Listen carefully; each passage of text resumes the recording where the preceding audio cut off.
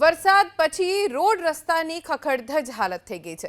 સુરતથી અમદાવાદ તરફ જતા વડોદરાના સાવલી 4 રસ્તે જો તમે ભૂલથી પણ ઓવરબ્રિજની નીચે સર્વિસ રોડ પરથી પસાર થાઓ તો ખૂબ સાચવજો, તમારી કમર સાચવજો, કેમ કે સર્વિસ રોડ ઉપર એટલા ખાડા પડી ગયા છે કે રોડ શોધવો મુશ્કેલ છે।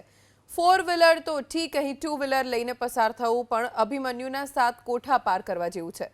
વરસાદના વિરામને 4 દિવસ થઈ ગયા છતાં પ્રશાસનને ખાડા નથી દેખાતા।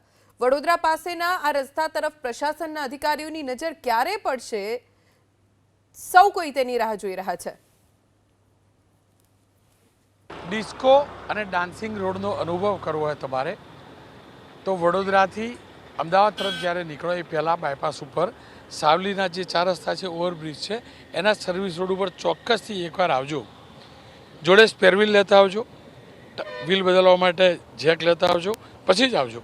હાડકાં તોડવા પણ તૈયાર રહેજો। આપ આ સર્વિસ રોડની હાલત જોઈ શકો છો।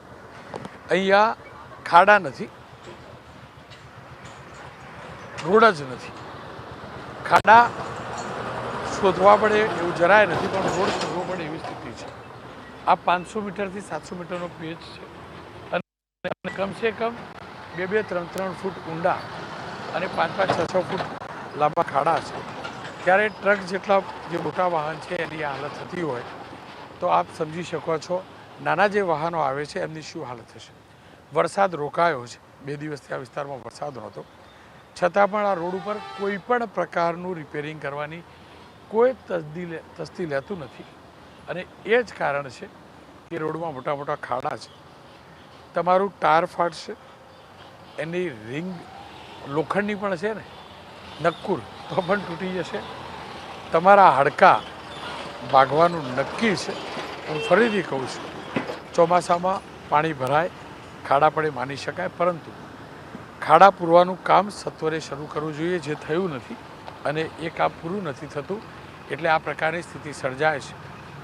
લોકો હેરાન છે, જે હાઈવે ઓથોરિટી હોય કે લોકલ બોડી હોય કે પીડબ્લ્યુડી હોય, તમામ ઓથોરિટીઓએ સત્વરે ખાડા પૂરવાનું અભિયાન શરૂ કરવું પડશે। રાહ ન જોતા નવરાત્રિની ખાડોત્સવ ચાલુ છે।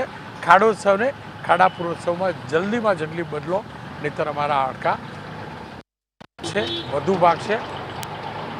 અમે જીવતા હશું તો જ ટેક્સ ભરીશું, અમે ટેક્સ ભરીશું તો જ તમારો પગાર થશે। એટલે કમસે કમ તમારા સ્વાર્થમાં અમને જીવતા રાખવા આ ખાડા પુરાવજો।